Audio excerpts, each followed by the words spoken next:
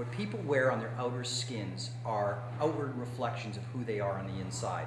So if someone, the symbols that people choose to decorate their bodies with, that's who they're proclaiming to the rest of the world. This is who I am. The first tattoo I ever got was the tribal one across here. That was your first? That was the first, yeah. Awesome. So that was probably what led it to go to. Yeah, so at that point it just starts to spread a little bit more. Yeah, The ink and water. I've got a tattoo studio in Abbotsford. Oh, fantastic. So I'm an artist, and Okay. that's what I do. And then I guess probably just the statement, right? Just the impact. So the same reason I got that one in the head and then started to get the one in the face and stuff was just the in your face to society with I like- getting on the tape. I like the in-your-face aspect because quite literally it is Yeah. exactly that, including the eyelids too. I Yeah. see there as you're blinking as well. We've got a little bit more to finish up top, like a little bit across here, Yeah. and a few things so that it's directly split. Cool. Big smile. Yeah, I love it. And can you do the exact same thing, but just angle your body a bit this way so I can see? Yeah, that's perfect. Good.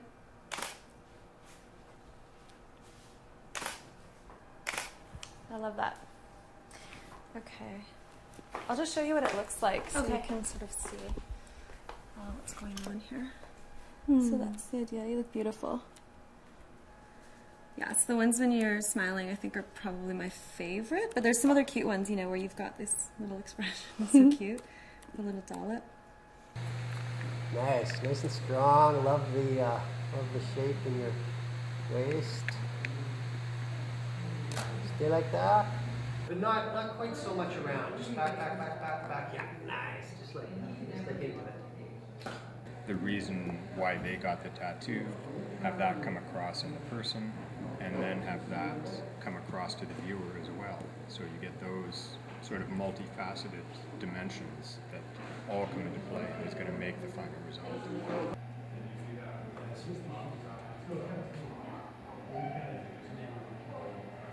Well, what I like most about this, and one of the things that Corey said too, is that it's the most creative shoot she's done all day.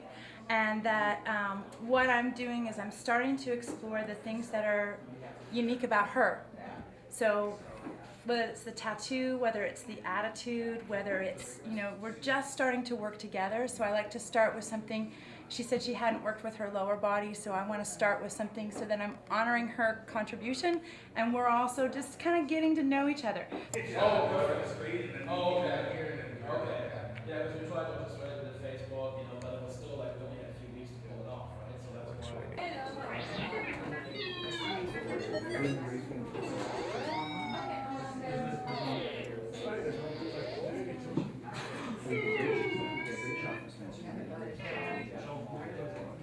The box one's actually good.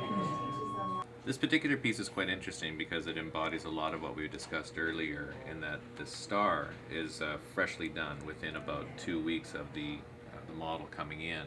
And when you're seeing skin literally battle with ink in this particular case, where you have the skin trying to accept the skin, trying to accept the ink is trying to embed itself into the skin, but our natural immune system is trying to reject it as well. So there's this little bit of a conflict going on. The mind is saying, no, I really want you to be here. And the body's saying, well, I've got a different idea. Let's see if we can meet in the middle. So that healing process happens. And so here we actually see that healing process where we literally have flakes of skin falling away to reveal that new life beneath.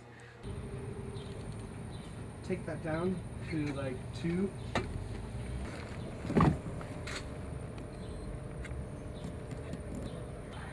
Come up just a little bit, good. A little thing up that's in the back of your head there.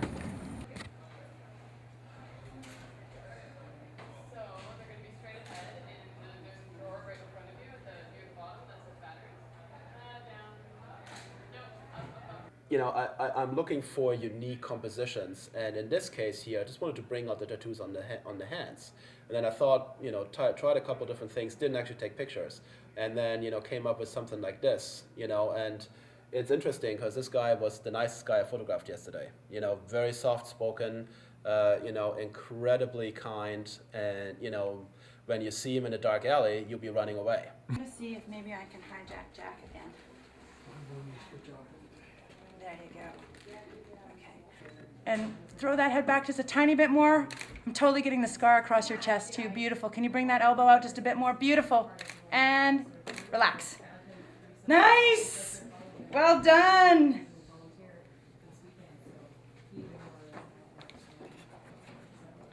See, I'm just trying to get that space between them. And when I get it, it's amazing, isn't it? My implants look huge. And yeah, doesn't that look amazing? Yeah. Yeah.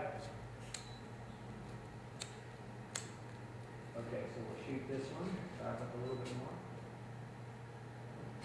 Okay, actually, let me.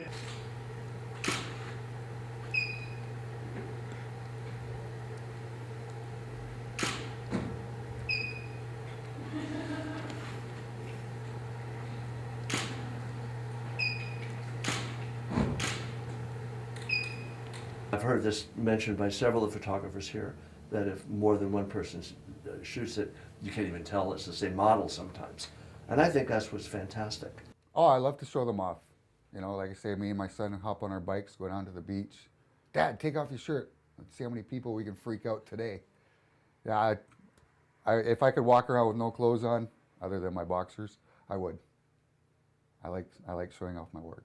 All my tattoos are part of my life story. Everything means something. All my kids have a part on my body. Just telling pretty much my life story is what it is. Parts of family, history of my family.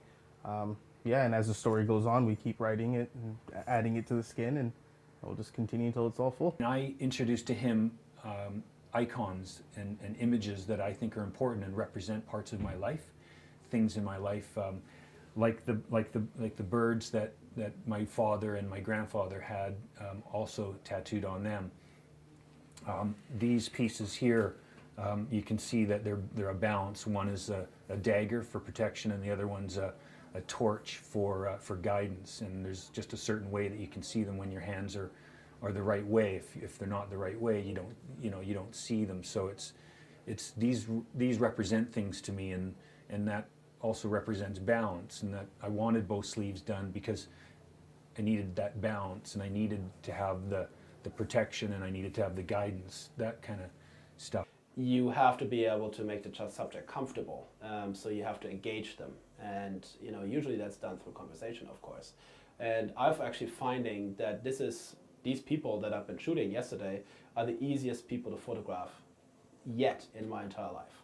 And mostly that, I think, is because they have the tattoos and they have a story to tell. How do I know that I've got the photo? How do I know that I've got that image that I want? Or that, maybe I preconceived it, maybe I haven't.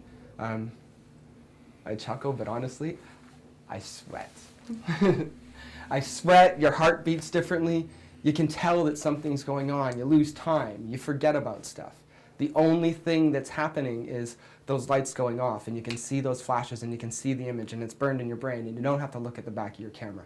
It's something that's going to be able to last my lifetime. It's something that has incredible depth for me, that I can keep exploring it and exploring it and exploring it.